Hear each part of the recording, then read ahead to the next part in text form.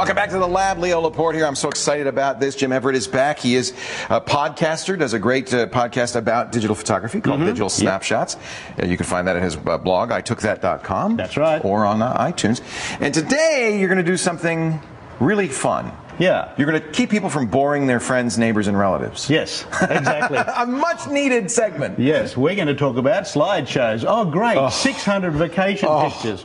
And in the next picture, it's a bit dark. So bad. Yeah, so we're going to look at a better way of doing that. Okay. So it's going to be a very narrow focus. It's going to be how to create a really interesting short slideshow with music that you can share. See, when I was a kid, we had, the slides and the projector, and it would go on forever, and there was no music, and as you say, the boring narration. But now we have HD TVs. We have a really great way to do this very conveniently, as long as you've done it right. So so how do you do it?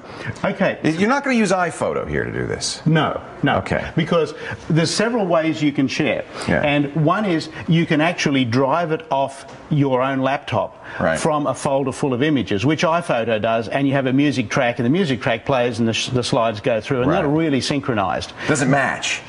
Not necessarily. It's not. It's not on the beat. Well, you can even do it off your camera, really, without the music. Yeah. And in fact, there is an interesting article in PC Photo, September, called Get It Together, where it goes through all the options you have for sharing. iPod, Apple TV, camera, all this stuff. And it has things about resolution and stuff. This is not that, though. No. It's just very quickly how you can make a little slideshow, vacation slides, that you can share without needing any other software with somebody for them to play on their TV. And this is going to knock their socks off. I hope so.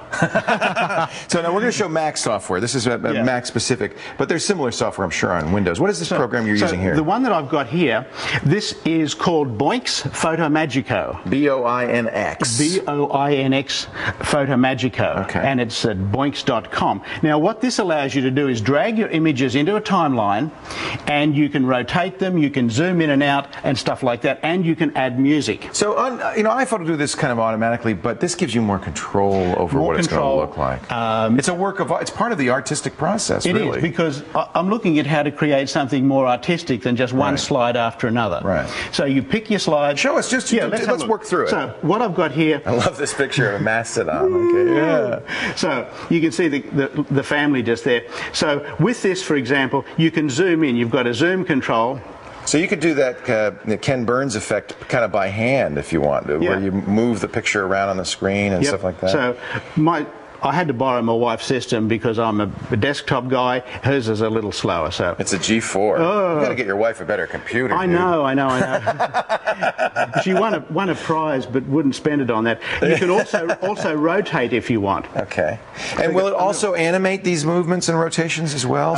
Or are you just going to have a static display? It's pretty much static, and you can change from one to the other. You can zoom in and out, and various transitions. I'll show you another application very quickly. So this is all I wanted to show you here. You can add a music track there, and basically what it does is it will, if the slides are longer than the music track, it will add the beginning again. That's the only problem. Repeat it. Yeah, so maybe what you want to do is look at the length of the music and then look at the length of the slide track and get them matched. Does this give you the kind of control, though, you could say this slide hits when the music goes boom, that's when I want that slide to be, and that kind of thing? Not can you position them? Not as much as I'd like. This is kind of, it's a very, very nice program. It's $49, come on, $129 for the Pro version. So why don't we have a look at something I've created in that? I'll put a little clip together. Let's see. I want to see what you can do. So Sean's going to play back a video.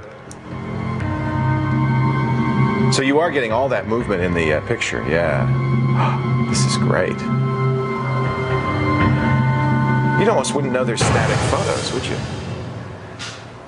What big picture? I love that. I love that. Nobody's going to go to sleep during that. Exactly. And you can share it with somebody, because what Photomagico does is you can either export it to an MPEG, or you can export it as what's called a package, a standalone app, which has got a player built into it and all the media, but as far as the person getting it, it's just something they click on and play. So you just give them the application on a disc, and they just play it. Exactly. And it does the whole thing. It does the whole thing. In fact, that's what we showed you just there. That's really nice. So, the other two that I wanted to quickly show is QuickTime. QuickTime Pro, which is $30. Exactly. Everybody should buy QuickTime Pro. It's very useful for so many reasons.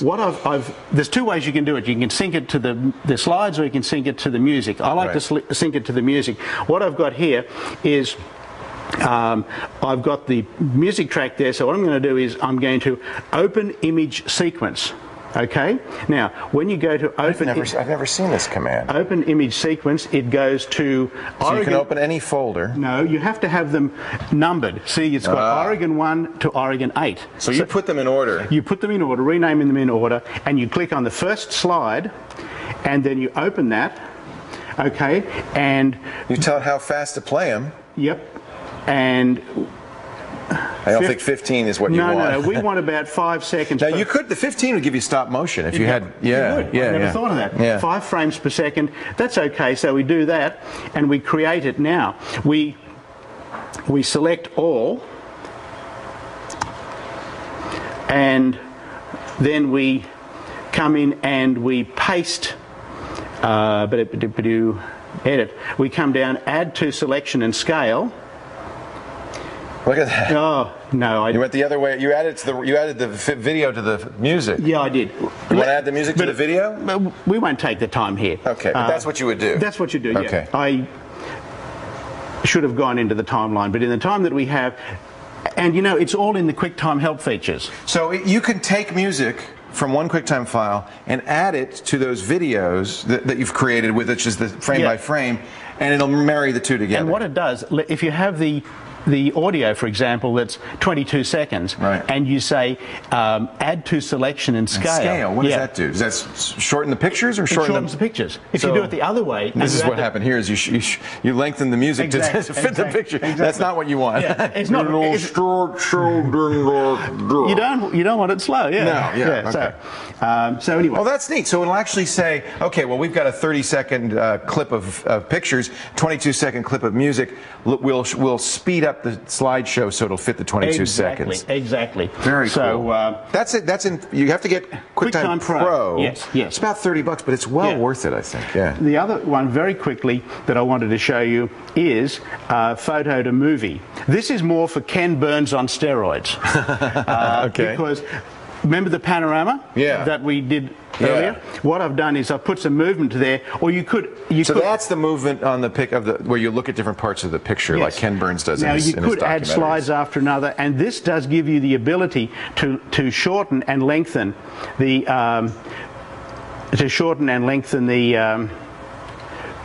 thing. I'll do it by making it say 10 seconds here. Now, are you changing the slide, the picture, or the duration of the movement? Picture? So this really is an interesting photo to movie. Photo to movie. Let's go back and. Is this for just one photo at a time? Yes. Okay. But you can do a series of them and create then stitch them slide movements, and this gives you more control over timing your slides to come in on the beat of the music. Right. Let's see what it looks like. Okay. So there's the movement, and I'll put the same music with it. And that's ducking the music out. There's the Sydney Opera House.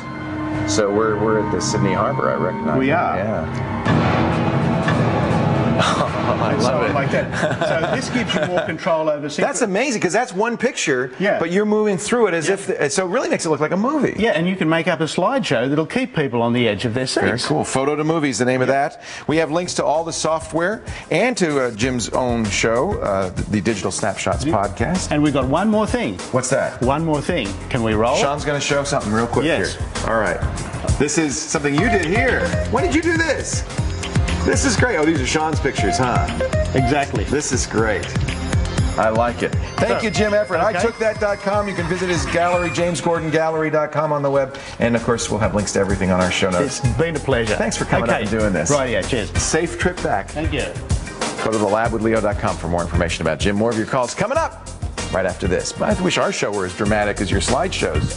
We need some dramatic music. Drum.